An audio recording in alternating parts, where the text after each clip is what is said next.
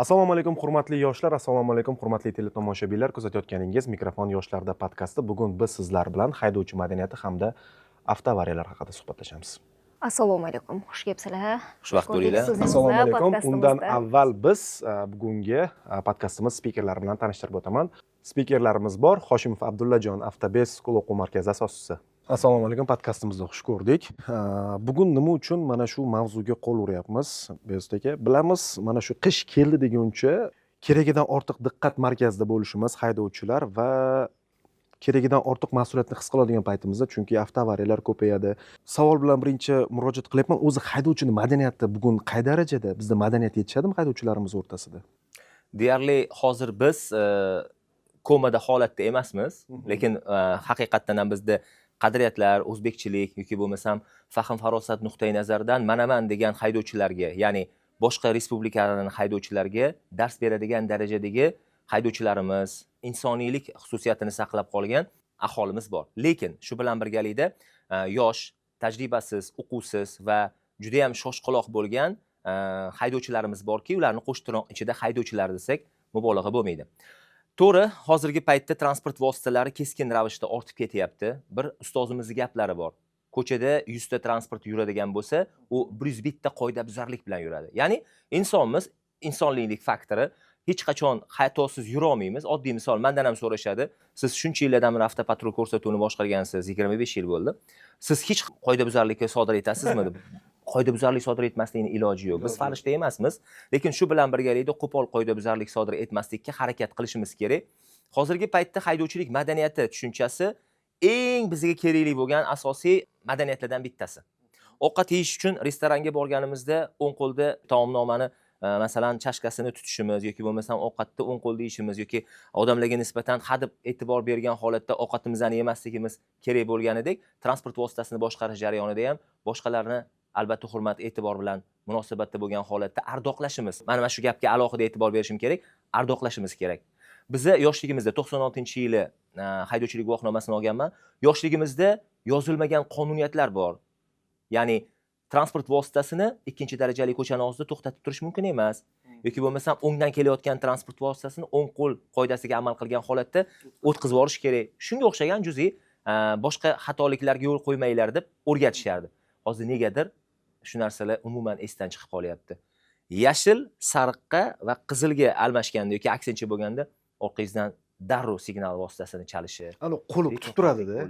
Chalaymi tit qiladi. Shoshqaloqlik. Bizga hozirgi paytda bu baribir sekin-asta rivojlanadigan narsa. Baribir bitta narsani aytaman, buni jarimalar bilan yoki bo'lmasam qanaqadir cheklovlar bilan erishib bo'lmaydi haydovchilik madaniyatini oshirish uchun. Bekzod aka, men nima uchun bu savolni boshladim? Yaxshi deyapsiz-ku madaniyat. Menimcha buning aksi, chunki o'zim ham rul boshqaruvda yuraman. Ozgina xato qilib qo'yib yoki kimgadir yo'l berib qo'ymasam, jahli chiqadi. Nima uchun agressivniy holatda Abdullajon aka, ikkalaviylarga, har ikkalaviylarga aytmoqchiman. Tabiatan bosiq insonlarni ham ko'ramizda, juda bosiq. U insonlar yumshoq tabiatda, bizni tashqi qiyofasi, bizni tasavvurimizda juda og'ir bosiq, juda yumshoq tabiatli insonlar, lekin rulga o'tirishlari bilan aksincha qiyofalarni ko'rishni boshlaymiz. Nega bu darajada agressiv bo'lib ketyapmiz? Avvalambor assalomu alaykum. Hammaga, barcha ko'rib turganlarga sizlarga tashakkur bildirmoqchiman. Sababi hozirgi kunda yo'l harakat qatnashchilari o'rtasida haydovchi, yo'l harakat qatnashchisi madaniyati Bekzod akam aytib o'tganlaridek, aynan shu yo'nalishda ozgina pastroq deyishimiz mumkin. Lekin fuqarolarimizni madaniyat o'rtasida boshqa davlatlarga nisbatan umum insoniy madaniyat sifatida juda katta ahamiyat kasb etadilar. Buni boshqa joylarda yurganda ham ko'rishimiz mumkin, lekin yo'l harakat qatnash sifatida, ya'ni haydovchi, yo'lovchi, piyoda tariqasida ishtirok etayotganda mana shu madaniyatlarga rioya etmasliklarini kuzatamiz. Buning uchun misol uchun oddiy yo'lovchi tarzda ishtirok etayotganda kutilmaganda oynadan o'sha chiqindilarni uloqtirishi, bu yo'lovchining bir madaniyatiga to'g'ri kelmaydi. Piyodalarni haligi avtomobil haydovchilari xatoliklarga yo'l qo'yilgan taqdirda ham piyodalar o'tish joyi belgilanganmi? Bo'ldi, yo'l maniki yo'l berish shart deb uni tezligini yoki hozirgi kunda oladigan bo'lsa, ob-havo sharoitlarini hisobga ham olishmaydi. Shunday chiqib o'z navbatida chiqib ketaverishadi. Endi bu yerda hozir o'z navbatida haydovchilar ham haydovchilar ham beayb parvardigor. Hamma xato qiladi va boshqalarning xatolarini kechirishmaydi. Yo'lovchini, piyodani yoki boshqa haydovchilarni kechirishmaydi. Kechirish san'atini o'rganish kerak. Endi sizni savolingizga keladigan bo'lsa, o'zi insonlarda temperamenti xolerik, melanxolik, flegmatik, sangvinik bilasizlar. Endi haydovchilikda oladigan bo'lsa, ko'p yosh haydovchilarimiz ko'p. Endi bu insonlar Men shu qo'shilmayman yosh haydovchilar degan. Yosh haydovchilar yaxshi haydaydi. Katta haydovchilar agressiv. yo'q, men aytmoqchi Men bo'layotganim shu o'zim ko'raman, nuqul men so'kib ketadiganlar katta yoshli haydovchilar bo'ladi. Bilmayman nima haqida. insonlarning o'rtasida shu temperamentni hamma turi bo'ladi, lekin qaysi bir turi ko'proq bo'ladi. Men hozir yosh deyotganim, yosh haydovchilarimiz ko'pincha xolerik bo'ladi. Ya'ni haydovchiligida agar shu temperamentni oladigan bo'lsa, tez reaksiyaga kirishuvchi, ya'ni yuqori tezlikni oshirishga moyilligi ko'proq. Tirbandliklarda sabrsiz bo'ladi. Sabrsizlik natijasida ozgina kimnidir xatolarini ham kechirmasligiga olib kelinadi. Sangvinik haydovchilarimiz bor. Sangvinik haydovchilarimiz juda og'ir, bosiq, xushmuomala bo'ladi. Endi ko'proq uzoq yo'llarda yuradigan, uni flegmatik haydovchilarimiz olishimiz mumkin. Flegmatik haydovchilarimiz demak uzoq yo'llarda og'ir, bosiq, sabr bilan yengib o'tadigan. Melanxolik haydovchilarimiz endi haydovchilik kursini bitirgan haydovchilar deyishimiz mumkin. Endi hammaligi ham emas, aksariyati juda hamma nimalarga vohma qilib qo'rqadigan Tormoz bosib uradigan.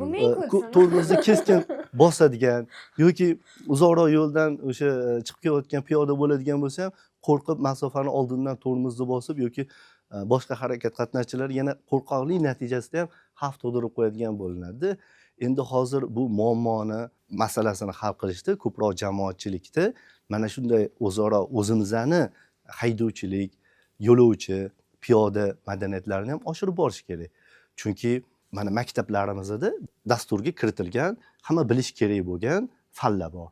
Shu fanlarning ichidan yo'l harakat qatnashchisi degan madaniyati yoki bo'lmasa yo'l harakat qatnashchisi degan fanni kiritsa agar o'tda o'sha yurish turish qoidalarini bilan birgalikda yo'l harakati xavfsizligi degan fanimiz yo'qmi maktablarda? Hozir negadir olib tashalgan, hozirgi bilish maktablarimizda men sekin so'rab surishtirib boshqaganimizda tarbiyaviy savod hisobida o'tishadi, lekin mutaxassis bo'lmagan insonlar ko'p o'tadigan o'qituvchilarimiz, ya'ni kurator deymiz hozir, shu kuratorlarimizni, sinf rahbarlarini haydovchilik guvohnomalari yo'q va ular avtotransport vositasini boshqarishmaydi. Boshqarishmaganning natijasida yo'llardagi holatlarni yaxshi bilishmaydi-ku mutaxassis sifatida. Ana shuning uchun buni alohida bitta fan sifatida, maxsus fan sifatida, chunki avvalligidan hozirgi kunda yo'llarimizda transport vositalari oqimi ko'paygan. Shuni hisobiga endi fanlarga shunaqa yengillik fan alohida kiritib va bu bo'yicha yakuniy baholar, bu bo'yicha test sinovlari, ya'ni yo'l harakat qatnashchilarining madaniyati sinflari bo'yicha taqsimlanib va sinflari bo'yicha baholash va shu bo'yicha maxsus mutaxassis dars o'tishi natijasida bu sekin-sekin ko'tarilib boriladi. Lekin bitta narsani esdan chiqarishimiz kerak emas, bular albatta yosh kattalarimizga taqlid qilishadi. Misol uchun oladigan bo'lsa, mana o'g'il bolalar otasiga xabaringiz bor, onalar onasiga taqlid qiladi. Bevosita yo'lda ishtirok etayotgan paytida o'sha piyodalar joyida svetoforning taqiqlovchi ishorasiga agar otasi amal qilmasa, haydovchi sifatida Yo'q, amal qiladi, kamera bor. Kamera bor, lekin ko'p joylarda kamera yo'q joylarda yoki bo'lmasa oddiy xavfsizlik kamarini oladigan bo'lsa, xavfsizlik kamarini kechasi gai ko'rmaydi, mayli oldida o'tiraver deyishi buni ko'rsatish bo'ladi. Biz bunaqa insonlarni haydovchiligiga kelganida o'qituvchi sifatida bizani eshitadi, tinglashadi, lekin baribir otasini uni aytayotgani albatta ko'rganini qiladi. Shuning uchun bularni maktablarda mutaxassislar o'rgatish, fan sifatida kiritish bilan birgalikda va o'zimizda ham o'zimizdan boshlashimiz kerak. Uni hozir boshqalarni yomonlab, u signal beradi, u haydovchi yo'l bermaydi, piyodalar o'zi shunaqa bo'lib ketgan, haydovchilar madaniyatsiz bo'lib ketgan deb unaqa bir-birimizni yomonlamasdan o'zimizdan boshlashimiz kerak. O'zimiz qoidalarga. Abdullajon aka qarang. biz mayli o'zimizdan boshlaylik, mana biz o'zimizni to'g'irlayapmiz, lekin mana shu yerda davlat ham o'zini oldidagi vazifalarni yaxshi qilib qo'yish kerak. Ya'ni yo'llardagini aytmoqchiman, ayrim yo'llarimiz xalqaro standartlarga javob bermaydi. Albatta. O'sha joyini To'g'ri, ko'ring, tuzilmas. polasa chiziq yaxshi chizilgan, lekin yo'lni ko'rsangiz ana yamalar bo'lib, chuqur deydimi, chuqurlar bo'lib yotibdi-da, u chuqurdan qochaman deb turib, xohlaysizmi yo'qmi o'sha chiziqni bosasiz. Xalqaro standartlar faqat u jarimalar yoki radarlar bilan o'lchanmasligi kerak-da. Albatta, mana oladigan deysiz bo'lsa, maktablarning oldida, maktab yo'l harakat qoidasiga kiritilgan oq, qizil zebra chizilishi kerak. Misol uchun, Hamma Bekzod maktablaringiz aka, oldida ham bormi? siz yaqin atrofdagi maktablaringiz oldida oq, qizil zebra chizilganmi, yo'qmi? Ko'rmadik unaqa holatni, men Siz- ko'zim tushmadi. Abror aka, ko'rganmisiz shu joylarni? Yo'l harakat qoidasida bor. Mukammal qoidalar, qarorlar chiqilmoqda, xavfsizlikni ta'minlash, lekin uni amalda ishlatmasa, ogohlantiruvchi yo'l belgilarini, ya'ni qanaqa yozilgan bo'lsa, hozir sizlar menga aytishingiz mumkin, rangini nima farqi bor? Oq, sariq bo'ldimi? Nega unda qoidalarga kiritishgan? Bizi farzandlarimizga oq, qizil zebra maktablar oldida chiziladi deb o'rgatsak-da, lekin amalda bu bo'lmasa, shunga amal qilishadimi, yo'q? Hozir o'quvlarda ham bilsangiz necha mingtadir shablonlar bor, lekin hammasida biz foydalanmaymiz-ku. Bu Albatta ham foydalanmaymiz. Bu kitob imtihon topshirish test imtihonga endi aytmoqchi edim, uzr, borsiz qiynalib ketdim. Ana ukalarim shablon yodlab charchab ketdi. Umri qaridi shu bolalar, hali pravo olgani yo'q. Haydovchilik guvohnomasini. Bu savollarni, testlarni nazoratga olish, avtomaktablarni faoliyatini nazoratga olish davlat yo'l harakati xavfsizligi zimmasiga qarorlar bilan yuklatilgan. Ichki ishlar vazirligi endi avtomaktablarga litsenziya berish kerak va shu jumladan imtihon savollarini ham nazorat qilish ularga yuklatilgan. Misol uchun mana siz necha yillik avtopatrul ko'rsatuv muallifa muallifa boshlovchisi boshlovchisiz. faoliyat olib borgan. Qanchadan qancha qoidabuzarliklarni ko'rgansiz, ichki ishlar xodimlari bilan reydlar o'tkazgansizda. Hozir o'zingizga mana shu topshirinsa topshira olasizmi? Yo'q, 100%. Chunki bu savolingizni ko'pchilik menga beradi. 100% topshira olmaymiz. Chunki nazariya, Qiyinda. albatta nazariyadagi haliga aytilayotgan qoidani chap qo'lni chap qo'l bilan ko'rsatish mumkin, lekin o'ng qo'l bilan mana bunaqa ko'rsatish ham mumkin. O'shanaqasi ham bor-da, o'shanaqa savol berilgan holatlar yoki bo'lmasam Omonullo Madayevni Testlar haqida testlar haqida gapirgan gaplari haqiqatdan ham haligacha Telegram kanallarida, Instagram kanallarida aylanadi. Trendga chiqadi. Bu endi nima desam bo'ladi? Haliga aytganlaringdek, juda ham bizani darajamizdan yuqori bo'lgan fan nomzodlari, fan doktorlarini balki qarashi bilan qilingandir bu narsa. Balki Yana qanaqadir mana bir bunaqa qilib qo'yishgan, nazarni Bekzod aka. pastroqga qaratgan holatda oddiy xalq ham qabul qiladigan darajadagi savollarni berishga to'g'ri keladi. Asosiysi men o'ylaganim shu pul ishlashmikin deb o'ylab qolaman. Chunki yiqilsangiz yana qayta imkoniyat bor. Men sizni fikringizga qisman qo'shilaman. Nafaqat haligi haydovchilik guvohnomasini olish jarayonidagi mablag' orttirish, qo'shimcha mablag'ga qo'shimcha yo'naltirish insonlar, balki jarimalar miqdorida ham radarlar yoki 320 metr to'xtash taqiqlangan belgilarni kerak emas joylarga o'rnatilganligi. Oddiy misol aytaman. Chig'atoy masjidini yoni. Yaqinda o'shani ro'parasidagi avto ustaxonada xizmat qiluvchi xodim o'zini feysini ko'rsatgan holatda 360 gradusli kamerani yomonlab chiqdi. Tasavvur qiling, juma namoziga kelyapsiz. Juma namoziga kelyapsiz. Masjidni to'xtash joyi u shuncha mashinani qabul qila olmaydi. Albatta. Istaymiz, istamiymiz yo'lni chetiga qo'yishga, hattoki ikki qatorlab qo'yishga majbur bo'lamiz. Yoki ko'chani nari betidagi ustaxona, ustaxonaga litsenziyaga berilgan, ruxsatnoma olingan, o'sha yerda faoliyat yuritish kerak. Lekin bitta ikkita bilan kifoyalanib qolmaydi baribir avtostaxona. Baribir To'g'ri. qanaqadir orada navbat bo'ladi. O'sha yerda bo'lish kerak bo'lgan mashinalar bo'ladi. Lekin o'shani joyiga umuman atrofda to'xtash uchun hali aytganingizdek sharoit yaratib berilmagan, lekin 360 kamera urib turibdi. Har bittasiga 750 mingdan jarima keladi. Agar o'z vaqtida to'lamasa 750 ming, 60 kundan keyin to'lasa. Agar undan oldin to'laydigan bo'lsa 375 ming. 375 ming meni kechirasizlar, bitta odamning bir kunlik topadigan daromadi ham emas-da. Olib qaraganingizda u inson baribir xohlaymizmi, xohlamaymizmi, ko'chada o'rta darajadan past pul topadigan odamlar bor. Ya'ni mablag'i o'sha darajagacha yetmaydi. Ayniqsa taksistlar bor. Ko'chada yuradigan, Ya'ni ko'chada eng kerakli joylarga qo'yiladi. Eng kerakli Siz ana joylarga to'xtashingiz kerak bo'lgan joylarda. Eng qizig'i, mayli, xo'p, qo'yishsin o'sha narsani. Lekin Sharoit ham sharoit yaratib bersin. Marhamat qilib sharoit yaratib bersin. Bir necha qavatli o'sha to'xtash joylari qurishsin. Xuddi Chorsudagi anaqa o'sha yerga kiring, Avtoturargohga o'xshab. Avtoturargoh. xizmat haqini so'rang. Juda qimmat. Juda qimmat. 50 O'sha mingga sharoit adashmasam. qilish kerak-ku. Yo, noto'g'ri gapiryapman. Yo, to'g'ri O'shanaqa gapirasiz. qayerda ko'rganmiz o'shanaqa qavat bo'lgan nima? Menimcha To'xtash O'zbekistonda joylarini? bitta. Yo'q. Deyarli yo'q-da. Oddiy misol, deyarli ko'p mashinamiz, bilmayman hozir necha foizli, mana tomoshabinlar kuzatib turgan bo'lsa kerak, haqiqatan ham tasdiqlashadi. Transport vositalarini deyarli ko'pchilik qismi metanda yoki propanda yuradi. Eng qizig'i supermarketda, gipermarketlarga kiradigan bo'lsangiz, yer osti yo'llarga kirgizishmaydi. Qatga qo'ysin. Kirmasinmi bu yoqqa? Mumkin emasmi?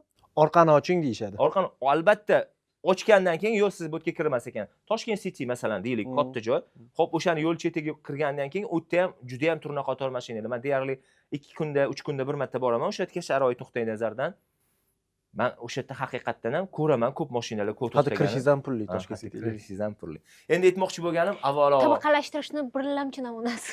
avvalo e'tibor kerak. Haydovchilik madaniyati hozirgi aytganingizdek qisman qo'shilaman deganim, qisman to'g'ri, lekin to'liq hammani madaniyat sizga chiqarib qo'ya olmayman.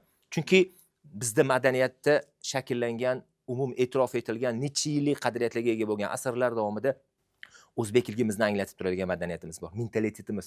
Agar biz Saudiya davlatlariga yoki bo'lmasa boshqa davlatlarga, masalan Yamanga yoki deylik, mayli Osiyoning rivojlangan Birlashgan Arab Amirliklariga yoki bo'lmasa Turkiyaga yoki bo'lmasa Maliga safar qiladigan bo'lsak, borotda ham bunaqa haydovchilar.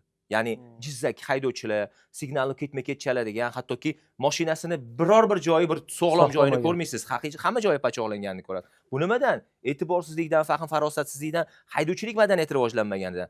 Lekin biza transport vositamizni yuvib qo'yamiz yoki bo'lmasam e'tibor bilan munosabatda bo'lamiz-yu, hali aytganingizdek, o'nqir-cho'nqir yo'llar, mos kelmagan yo'l belgilari, noto'g'ri joylarga svetofor o'rnatilishi eng qizig'i. Men juda ham shu narsaga qarshiman. Nariga katta chorrahadagi tirbandlikni oldini olish uchun kerak emas joylarga piyodalar o'tish uchun mo'ljallangan svetofor o'rnatib qo'ydik. Nega? Sun'iy ravishda tirbandlikni kamaytirish. Buni boshqacha yo'llari ham bor edi, lekin u mablag'i talab qiladi. Ya'ni yo'l chetlariga maxsus skоростной, ya'ni tezkor yo'llar qurish. U kerak bo'ladigan narsa. Hozirgi paytda transport vositalari oddiy soat 5 dan kechqurungi soat 8 gacha yoki ertalab soat 8 dan ertalabki 10 gacha dahshat darajada tirbandlik. Yurib bo'lmayapti. Men o'zim ham asabim ko'tarmayapti. Oddiy holatda metroda yurish, metroning oldiga kelib qo'yib, metroda yurib va jamoat transportlaridan foydalanish oddiy holga aylanib qolyapti. Lekin bu narsani yechimi baribir bor. Nima qilishimiz kerak? Platni yo'llar qurishimiz kerakmi? Yo'q, undan ham boshqa yo'llar, vaziyatlarimiz bor. Uni shart-sharoitini avvalo haydovchiga, harakat vositalarini egalariga ta'minlab berish kerak. To'g'ri. Piyodalarga yo'l bering ishorasiga amal qilmagan holatda ham e'tibor bering. Gangadagi katta chorrahadagi, men har doim o'sha yerdan o'taman. O'sha yer usti o'tish yo'llari qancha bo'ldi qurilganiga? 8 yilcha bo'lib qoldimi? Undan ham ko'p. Birorta yo'l transport hodisasi sodir bo'lganini men eslolmayman. Agar avtopatrul boshlovchi sifatida o'sha paytda olish jarayonida birorta yo'l transport hodisasi sodir bo'lmadi. Nega? Sharoit ta'minlandi. Haydovchi va piyodalarni o'sha yerdan emin erkin o'tish ta'minlandi. Va o'sha narsaga ham amal qilishi bemalol qilindi. Avvalo qilib ber o'sha narsani. Ana undan keyin talab qil. Xo'p, 320 yo'l belgisiga nega 750 ming so'm shtraf? Xavflilik darajasi qizil chiroqchalik emas-da. Lekin hamma o'sha 327 ga amal qilmasligini bilishadi. Nima maqsad haliga aytganingizdek pul undirishmi? Pullik daromadi o'sha haydovchilarimiz yoki oylik daromadini jarimaga to'lagandan keyin asabiylashmasligini ham iloji yo'q. Go'yoki davlat o'z vazifasini, ya'ni yo'l infratuzilmasini, yo'l belgilarini kerakli joylarga o'rnatilmaganligi yoki noto'g'ri o'rnatilgan natijasida fuqarolarimiz o'rtasida, demak, davlat yo'l belgilarini o'rnatmaganiga yarasha mana senga deb turib, boyga qasma-qasiga bu holat, ichkaridagi holat qasma-qasiga, demak, qoidalarni o'sha kameralar yo'q joyda ham buzish holatlari yuzaga keladi. Bu yo'l belgilarini juda ham ko'pman mutaxassis sifatida kerak bo'lgan joylarga ortiqcha xarajat qilmasdan belgini o'zini qo'yib yoki chizuvlarni o'sha kamera yo'q joyga maqsad yo'l harakati xavfsizligini ta'minlash niqobi ostida jarimaga majburlash bu. Ya'ni qoidani buzdirib, budjet ko'paytirish. Endi men hayron qoladiganim mutaxassislar Abduljonaga men qo'rqaman, ishonasizmi? Moshina qo'yib ketgan, ey xudo deyman, qayerdadir znak yo'qmi-ekan 327 deyman. Eng qizig'i, koshki shu hozir podkastimiz o'sha insonlarni qon tomiriga yetib borsa-da va o'sha narsa qisman ma'noda bo'lsa ham ta'sir qilsa. Qaniydi? aytaman qayerda yo'q ekan, birinchi qidiradigan narsam ana emas, to'xtash joyim emas, ana belgi yo'q joyda qidiraman. Yo'q bo'lsa keyin qoldiraman mashinani. Eng qizig'i o'sha narsani qidir. Men oddiy misol aytaman. Kechaga bo'layotgan holat. Aynan shunaqa holatga tushmaslik uchun bilasizmi, men 2 ostanovka nariga borishga majbur bo'ldim. Oddiy mana hozir syomkamiz jarayonidagi bo'lgan joy mana hozir kelishdi. Ko'chaning narigi betiga o'tib, mashinamni qo'yib, ana undan keyin bu yoq betiga o'tdim, nariroq betiga. Ya'ni to'xtash joyi unaqa darajadagi anaqani mashinani ko'pligini anaqa qilmayapti, qabul qila olmaydi. Qabul qila olmaydi. Aytmoqchi bo'lganim, avvalo sharoitni ta'minlamasdan turib, bu narsani jarimaga tortish, haligi transport vositalari egalarini yoki piyodalarni unga majburiy yo'l bilan jalb qilish hech qachon nima deydi, samara bermaydi baribir. Keyin imtihon savollarini ham mana hozir mutaxassis sifatida nimaga siz aytmaysiz, sizlar qilmaysizlar deb avtomaktabga kelishadi. Biza avtomaktabda o'qitamiz borini qarorga ko'ra, lekin avtoshablonlar, ya'ni testlarni o'zgartira olmaymiz. Shinalarni begizutdagi protektorini chuqurligi eng kamida qancha bo'lishi kerak? Eng achinarlisi, siz B toifaga o'qisangiz, mototsiklni ham, yuk avtomobilni ham, avtobusni ham, kerak bo'lsa tormoz yo'llarini 1 sekundda necha metr masofa bosib o'tishini, eng yuqori tezliklarni, boshqa tirkamali yuk avtomobillarni ham bilishga majbursiz. Yaxshi ham haydovchilik guvohnomasi oldinroq olgan ekan. Lekinchi o'sha Instagramda har kuni o'sha blog yuritayotgan tuning profi yoki bo'lmasam o'sha avtomobil sohasi bo'yicha qaysi sohani yuritayotgan o'sha eng zo'r bloger, mutaxassislar ham hali aytayotgan daqiq nuqtasigacha bilmaydi u narsani. Oddiy haydovchi sifatida men aytishim mumkin, haligi 18 yashar yoki 19 yashar bolalar u narsani qayoqdan ham bilsin. Har doim foydalanadigan darajadagi qoidalarga yoki axloq qoidalariga yoki haligi haydovchilik madaniyatiga yo'naltirilgan va samara beradigan qoidalar ishlab chiqilib test rejimida tatbiq etilsa, menimcha menga qo'ng'iroq qilayotgan yoki bo'lmasam ko'pchilikning munosabatini ko'rayotgan juda ham ko'p odam nima qilaylik deb murojaat qilib so'rashadi-da, hammani menimcha eshitayotgan bo'lsa, men aytishim mumkin, o'shanda yechim bo'ladi. Bu faqatgina qo'shimcha imtihon topshirib turib, qanchadir mablag'ni davlat hisobiga o'tkazish hisobiga bo'lishi mumkin bo'ladi faqat. Bo'lmasam shu holat bo'lmasa. Yo'q, hozirgi kunda mana mutaxassis eshitayotgan bo'lsa, men mutaxassis sifatida xolis shu haydovchini madaniyati, yo'l harakat madaniyati bo'yicha ko'p qoidabuzarlik bo'yicha testlarni ham tuzishga yordam berish bilan birgalikda o'sha kerak emas, ya'ni ahamiyatga ega bo'lmagan savollarni, ortiqcha savollarni olib, uni ko'paytirib berishga ham, bepul ko'paytirib berishga ham tayyormiz. Chunki shu O'zbekistonda yashadik. O'zbekiston bu bilimlarni filtrdan o'tkazishga o'zimiz bilan olib ketmaymiz. Yoki bo'lmasa men uyalaman, mana shu yerda belgi noto'g'ri qo'yilganda, mana hozir qidiraman dedilar. Daraxtlar o'sib ketgan yoki belgi qiyshayib qolganda, belgi turibdimi? Turibdi.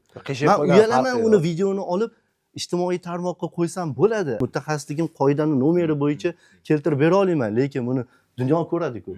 O'zbekistondagi oddiygina mana bunaqa belgini yoki boyga aytganimizdek qizil zebra maktablar oldingi o'rnatishga so'rasam mutaxassislardan kraskasi kelmagan deyapti. Kraskasi kelmagan deyishini olib chiqishim butun dunyo ko'radi-ku buni. Taxta puldagi katta qilib yaqinda o'rnatilgan o'sha yo'l belgida ham xuddi shu holat kuzatilgan. Men har kuni deyarli 2-3 marta o'sha yerdan o'taman. Haqiqatan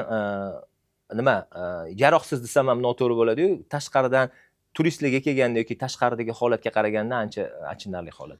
Abdullajon aka, har kuni to'lanayotgan millionlab jarimalar nahotki bitta kraska olishga yetmasa?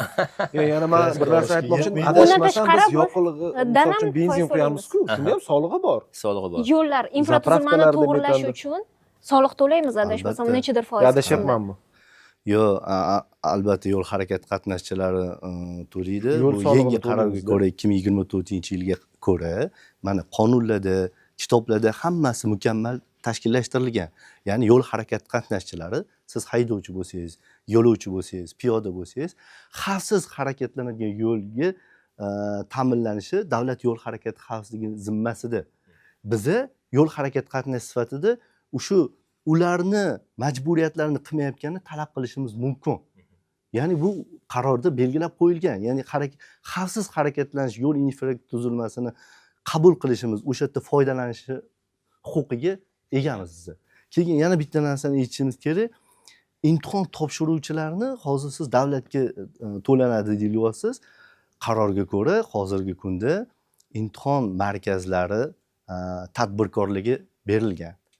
buni hozir imtihon topshiruvchi to'layotgan pulni davlatga emas, to'liq tadbirkorga imtihon markaziga bo'ladi. Eng achinarlisi bitta 20 ta testni ishlab o'zingizni sinab ko'rishingiz yoki amaliy mashg'ulotni topshirib ko'rishingiz 500 ming so'm.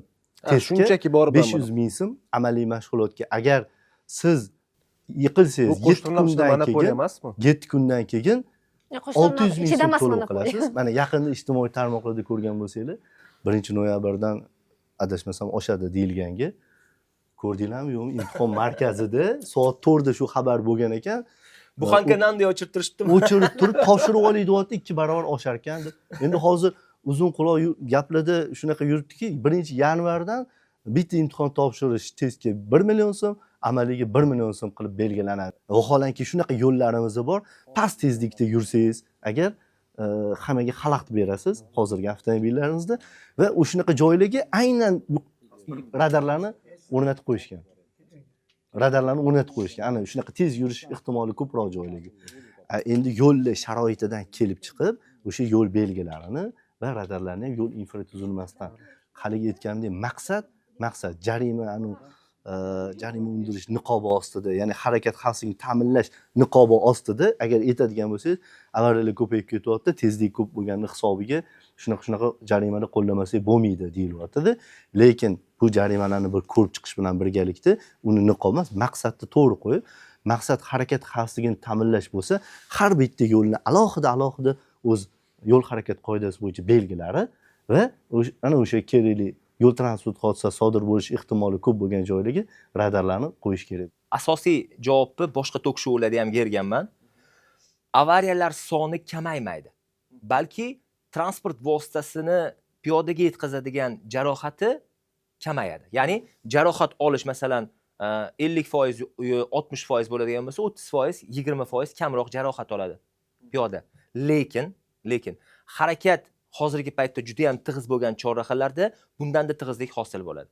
Men oldingi tok-shoularda ham aytganman, bugun ham qaytadan aytaman. Ana kuni menga bir ko'chada bir muxlisimiz to'xtatib, "Rahmat sizga, xalqqa dardini aytdingiz. Haqiqatan shu narsani to'g'ri gapirdingiz" dedilar. 3 kun, bukvalni 3 kun bo'ldi shu narsaga gapirganlarga mana esimga tushdi. Soatiga 70 km tezlikni qaytarish kerak. Nega? Chunki 60 km tezlikda haliga aytganingizdek faqat 66 kilometrga oshgandan keyin jarima undirish anaqasi bor, qanaqadir. Funksiyasi bor. 70 km tezlikda yurish mumkin bo'lgan, 80 km tezlikda yurgan yoki bo'lmasam 100 km tezlikda yurish mumkin bo'lgan ko'chalarni o'zi alohida belgilash kerak.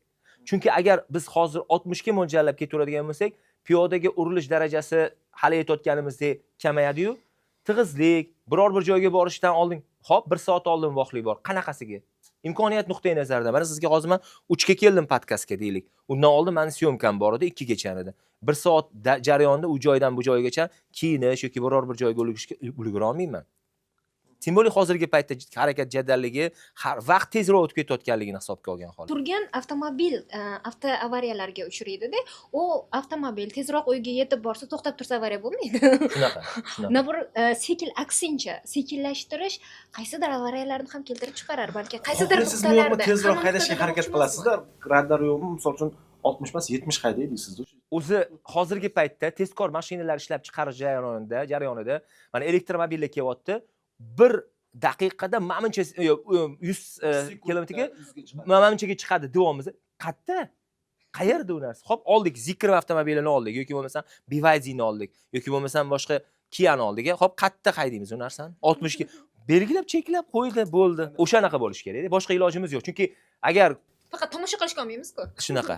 Yoki o'sha transport vositasini shaharlararo qatnayotgan paytda 100 gacha bo'lgan skoroskga haydashimiz mumkin bo'ladi. Men aytaman, yo'lda noto'g'ri o'rnatilgan svetoforlar, kerak emas joyda o'rnatilgan svetoforlar va tezlikni 60 kilometrga pasaytirish bu hozirgi paytda harakat jaddalligini faqat va faqat yana ham tig'izlikni yuzaga keltiradi.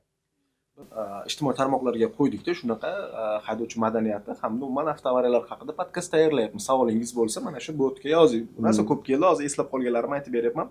Bittasi yozyapti: "Og'ayni, men har kuni Toshkent Chinoz yo'nalishi bo'yicha ketaman yo'limdan. Nexia 3 va Cobalt avtomat meni qarama-qarshi tomondan uradi. Shu yo'lda hamma biladi. O'zimiz Telegram kanalimiz bor. Nexia 3 kelyapti, Cobalt kelyapti, bir-birimizga aytib ketamiz. Ilojimiz yo'q. Lekin shunaqa kelib qoladi, bilmaymiz. Ko'p mashinaning ichida baribir tezroq haydaydigan joyimiz bor. 70 ta yuradigan joyda misol uchun men 90 yurib qo'ysam menga jarima keladi. Lekin 90 da yurgan joyimda ham 70 ga aholi punktida tez haydading degan bir nima desam bo'ladi, jarima kelyapti ekan. O'zi umuman olganda mana shu yurib urishga haqqi bormi? Radar o'rnatilgan transport vositasi qarama-qarshi kelayotgan avtomashinaning yurgan holatdagi tezligini aniqlash uchun imkoniyati yetarli darajadami degan savol beradi. Qo'yilgan radarni o'zini sertifikati bo'ladi. Aha. Sertifikati. Ya'ni o'sha sertifikati Uni chin ko'rsatmaydi qancha bizga. qancha masofada siz harakat qatnash sifatida shunaqa huquqqa egasiz. Demak, ana o'sha joyda demak uni sertifikatini so'rashingiz mumkin siz. To'xtamasachi Abdullajon. Lekin men bir kun to'xtatdim-da, rostdan so'rasam, mana nima urib ketayotganim yo'q deb turib, qo'ldan rulni oldida, chunki jurnalistman deb asabiylashdim, chunki ancha mashinalarni urib kelyapti-da. Keyin chekkaga olib to'xtadi. Qanisi mana men ishlatganim yo'qman, men navbatdagi joyimga borib mashina qo'ymoqchiman.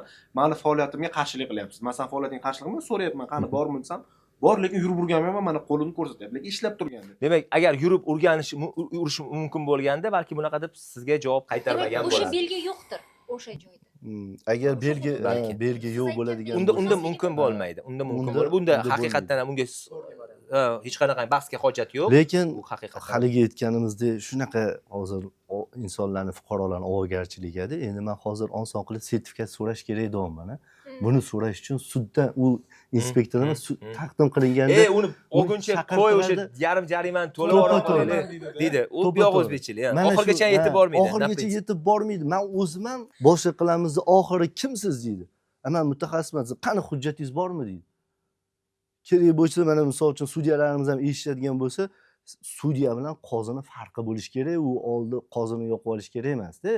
Ya'ni o'sha sertifikat shuni so'rayaptimi, bekor shuncha 3 oy kutdi, 1 oy kutdi, 2 oy kutdi, keldi oxiriga.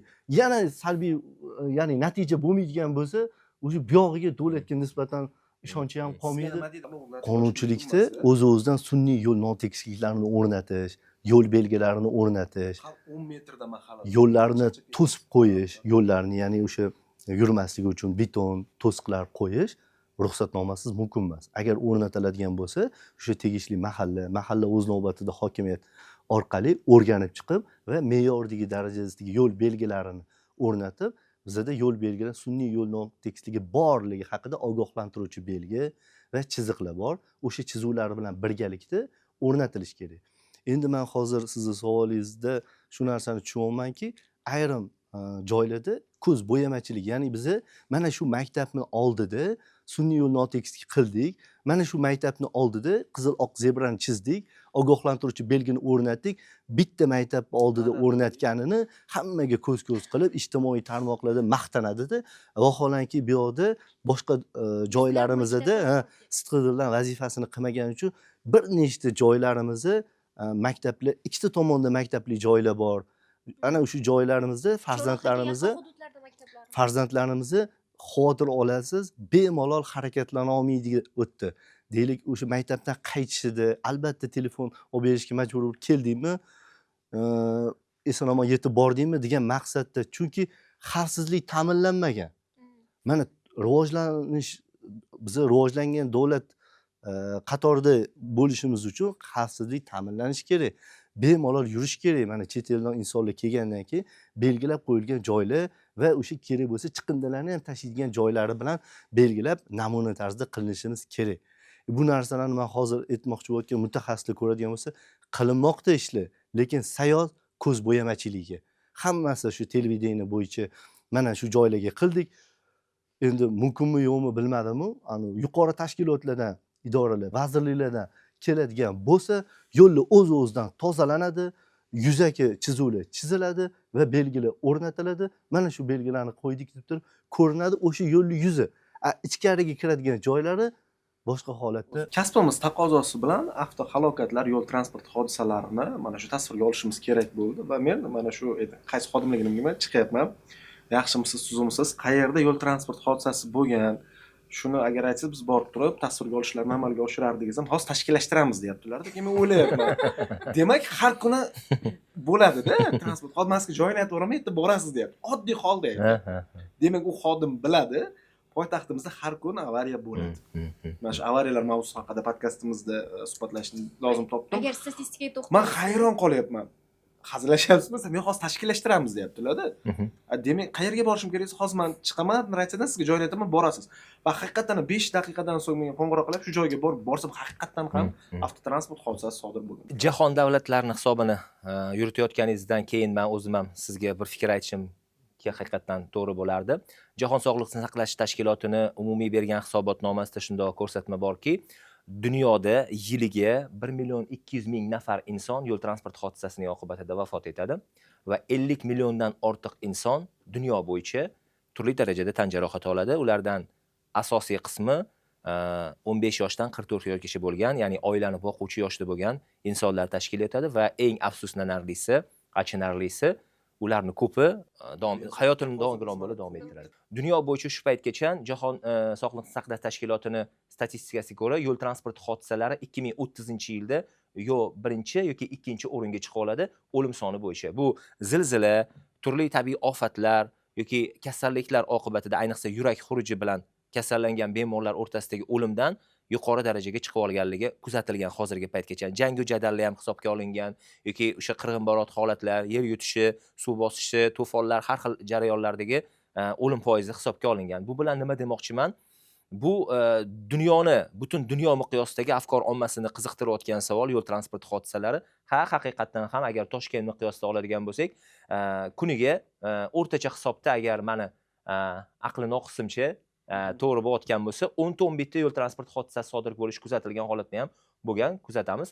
Haliga tashkillashtirib beramiz deganlarni javobi men sizga to'g'ri gumon qilamanki, yo'l transport hodisasini tashkillashtirib beramiz emas, balki sizni joyiga borib tasvirga tushirishingizni tashkillab beramiz degan bo'lishlari kerak. Chunki shunaqa demoqchiman, ya'ni bor demoqchiman. Ular uchun oddiy holat hisoblanadi. Mayda va qo'pol turdagi qoidabuzarliklar oqibatida yuzaga kelgan o'lim bilan bog'liq hodisalar, ayniqsa o'sha kechqurun sodir bo'ladiganlari avval spirtli ichimlik iste'mol qilish oqibatida bo'lardi. Spirtli ichimlik iste'mol qilish oqibatidan hozir tezlikni oshirish va oraliq masofani saqlamaslik hisobiga yuzaga kelyapti. Bir ikkinchisining ortidan yetib olgan yoki bo'lmasam tezlikni me'yordan oshirgan. Haliga aytganimizdek 70 kilometrligini endi men hozir sabab qilib ko'rsatishmasin. 100-150 kilometr tezlikda oshirgan transport vositalari oqibatida juda ayanchli yo'l transport hodisalari, yo'l to'suvlariga urilishlari, yo'ldan chetga chiqib ketishlar va albatta shaharlararo qatnovchi yengil yursundagi transport vositalarini va og'ir transport vositalarini haydovchilarni uxlab qolish oqibatida yuzaga keladi. Demak, bundan ko'rinadiki, to'g'ri, bu yerda hozir nosozliklar, yo'ldagi nosozliklar, yo'l infratuzilmasini to'g'ri hisobga olmasliklari yoki bo'lmasam ob-havo sharoiti ham ayniqsa qishki paytlarda qor yoqqan paytda. Lekin eng qizig'i qor yog'gan paytdan keyingi holat odamlar tushib oladi-ku o'sha holatga. O'sha qor yog'gan paytda o'rganib oladi. Qor yog'gan payt birinchisida boshida shunaqa bo'ladi. Ketma-ket bo'ladi, chunki o'rganmagan bo'ladi, ko'nikmagan bo'ladi. Tormoz yo'li uzunligi yoki bo'lmasam to'xtash masofasini chamalab olish olmaydi. Lekin qishda deyarli kamroq bo'ladi. Birinchidan transport vositalari kam harakatlanadi. Piyodalar ehtiyotkorlik bilan shundoq o'zi atechechey qilib yurishga to'g'ri kelyapti oddiy yo'l. Va transport vositalari tezroq yurishga harakat qiladi. Lekin bu yana ham qiziq tomoni, fevraldan уже martga o'tib уже hamma yoq anaqa qiladi-yu, yana tezlashishni boshlashadi. Va o'sha paytda yana bitta ko'tariladi statistika. Yo'l transport hodisalari sodir bo'lishi. Yoshlar o'rtasida ko'pmi? Ya'ni qaysi ma'noda bu savolni beryapman? Yosh haydovchilar o'rtasida bugun yo'l transport hodisalari ko'pmi yoki bo'lmasam yosh kattalarmi kuzatuvlarga asosan? O'zi yosh kategoriyasiga ajratishimiz qanchalik to'g'ri?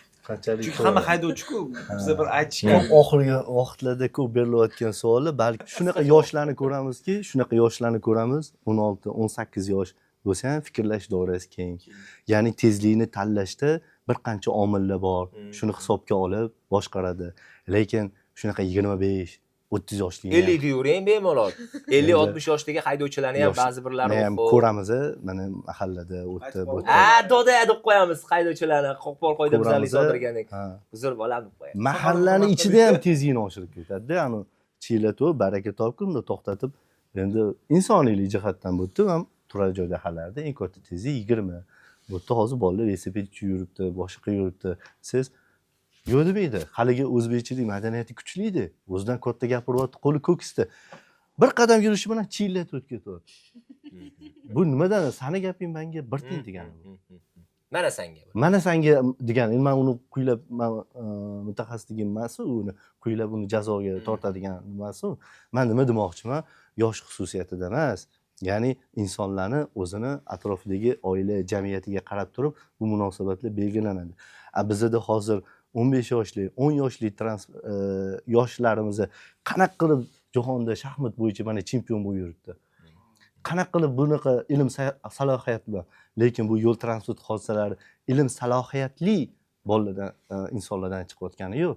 Shuning uchun men o'ylaymanki, shu 18 yoshmi, 18 yoshdan, lekin haligini jarimalarni qo'llashda belgilangan tezliklarni me'yordan ortiq oshirib, yana uni ustiga maqtanadiganligi haydovchilik guvohnomasidan mahrum etilishi kerak ma'lum bir muddatga va ana o'sha tegishli malaka oshirish kurslaridan o'tgandan keyingina shuni haydovchilik o'zi jarima qilinyapti 3 million, 4 million, otasi qiynalib topmagandi.